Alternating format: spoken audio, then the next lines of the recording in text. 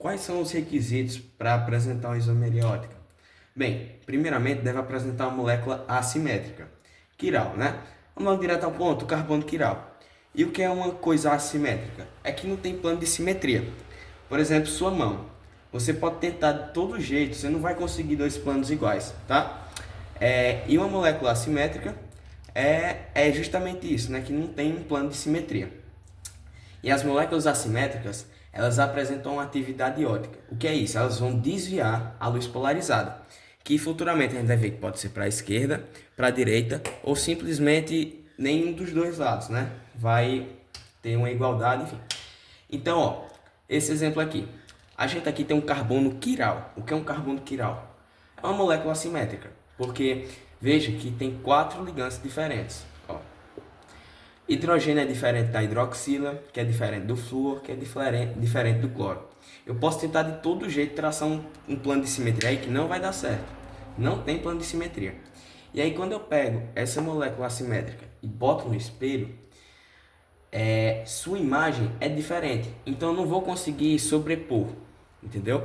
Se eu pegar essa daqui, botar no espelho, tá vendo que o flúor tá do outro lado, tá vendo que o cloro tá do outro lado, manteve o hidrogênio e a hidroxila, mas essa imagem aqui é diferente, tá certo? Então, partindo logo para o carbono quiral, que é a parte mais importante, é que o carbono, você tem que se ligar que ele não pode fazer dupla ligação. Por quê? Porque o carbono, ele tem que apresentar 4 ligantes diferentes. Ele é tetravalente, ou seja, se eu tiver uma dupla ligação, eu só vou ter 3 ligantes diferentes, por exemplo. Ou 2, enfim. Eu não vou ter 4. Então, não pode ser CH3, por quê? Porque está ligado a 3 hidrogênios, então já não pode. CH2 também, por quê? Porque já tem 2 ligantes iguais. Então, ele tem que apresentar 4 ligantes diferentes, tá certo? E como eu botei aqui, ó, o carbono quiral não pode fazer dupla ligação. E a gente representa o carbono quiral com um asterisco, certo? Que eu botei aqui, ó, um asteriscozinho para a gente representar carbono quiral. Então, ó, pega a visão. Não pode fazer dupla ligação. Eu botei aqui um exemplo para a gente descobrir quantos carbonos quirais tem nesse exemplo, tá? Ó, eu já posso matar logo de cara quais?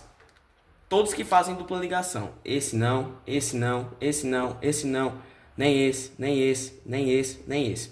Esse aqui também não. Por quê? Porque está fazendo dupla ligação. Agora preste atenção. Esse carbono aqui, ó, ele vai estar ligado a 2 hidrogênios, tá? Porque aqui está ligado a isso aqui e aqui vai estar ligado a isso. Então está faltando 2 hidrogênios. Como 2 hidrogênios, né? Ele não vai ter 4 ligantes diferentes. Então, ele só vai ter 2 ligantes diferentes no caso, né?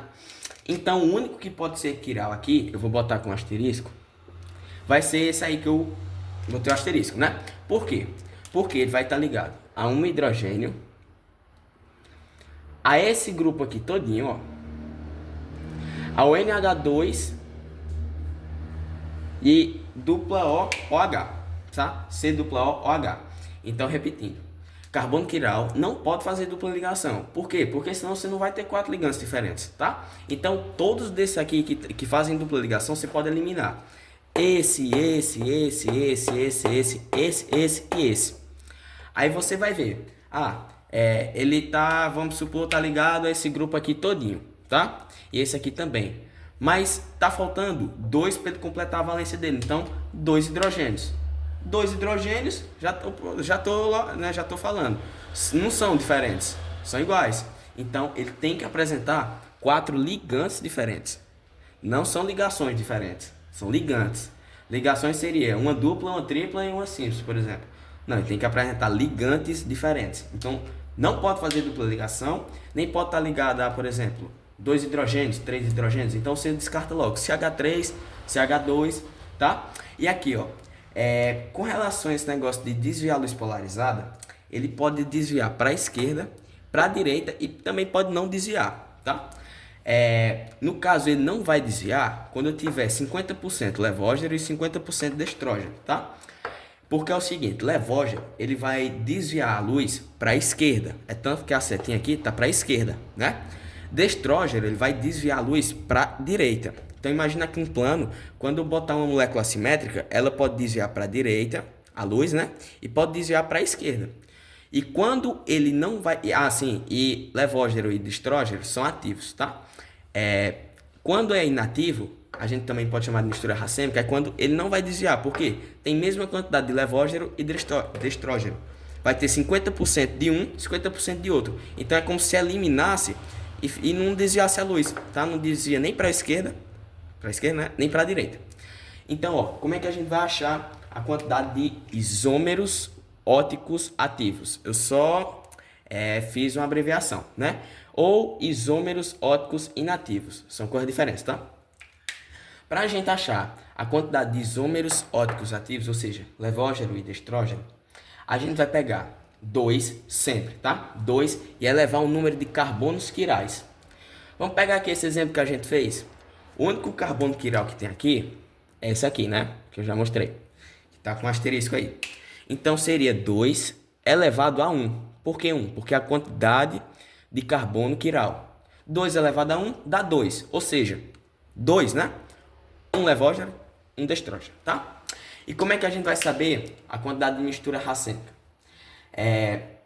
Isômeros óticos inativos, né? Inativo, mistura racêmica. Isômeros óticos inativos. É só pegar a quantidade de isômeros óticos ativos e dividir por 2. Só isso. Então, para você descobrir a quantidade de isômeros óticos ativos, é só você pegar 2 e elevar a quantidade de carbono quiral. Pode ser 1, pode ser 2, pode ser 3, pode ser 4, enfim.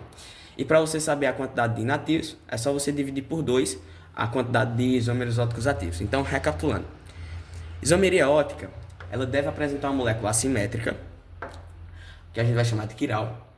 E o que é uma molécula assimétrica, né? Um exemplo é a sua mão. Você pode tentar de qualquer jeito, você não vai traçar um plano de simetria. Você não vai conseguir dividir em duas partes iguais, por exemplo. Se eu pegar minha mão assim, ó, e partir assim ao meio, vai ficar uma parte totalmente diferente dessa. Se eu partir assim na diagonal também, enfim, não tem como. E quando você tiver uma molécula assimétrica, a imagem vai ser diferente. Veja que o flúor trocou com o cloro aqui na imagem, tá? Aqui eu botei um espelho e aqui, ó, quando eu boto essa molécula aqui no espelho, ela forma essa imagem, que é diferente dessa, tá? E carbono quiral tem que estar ligado a 4 ligantes diferentes. Não são ligações, são ligantes, tá? Nesse exemplo eu tenho o CH3, eu tenho o hidrogênio, eu tenho o cloro e tenho a hidroxila, ou seja, um é diferente do outro, né? E como eu já tinha dito, não pode fazer dupla ligação, porque senão não vai ter 4 ligantes diferentes, tá certo? Então a primeira coisa que você deve fazer quando você vê uma cadeia desse tamanho assim, é eliminar logo quem faz dupla ligação, o carbono que faz dupla ligação, porque não vai poder. Então a gente elimina 1, 2, 3, 4, 5, 6, 7, 8, 9 carbonos. Vai sobrar só esses dois. Só que esse aqui, ele vai completar com mais 2 hidrogênios. Então, como 2 hidrogênios, né, não serão 4 ligantes diferentes. Agora, nesse caso aqui, ó, ele está ligado NH2, ele está ligado a C-OH, a esse grupamento aqui todinho que eu circulei, e também ele vai completar com hidrogênio. Então, aí, 4 ligantes diferentes é carbono quiral.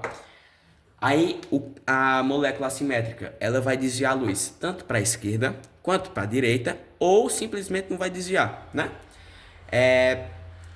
E aí ele vai ser levógeno quando para a esquerda, destrógeno quando para a direita, e eles são ativos, tá? Aí para você descobrir a quantidade de isômeros óticos ativos, é só você pegar 2 e elevar a quantidade de carbono quiral. Nesse caso a gente só tem 1, então fica 2 elevado a 1, né? E a quantidade de inativos é só você pegar a quantidade de ativos e dividir por 2, tá? Então, é isso.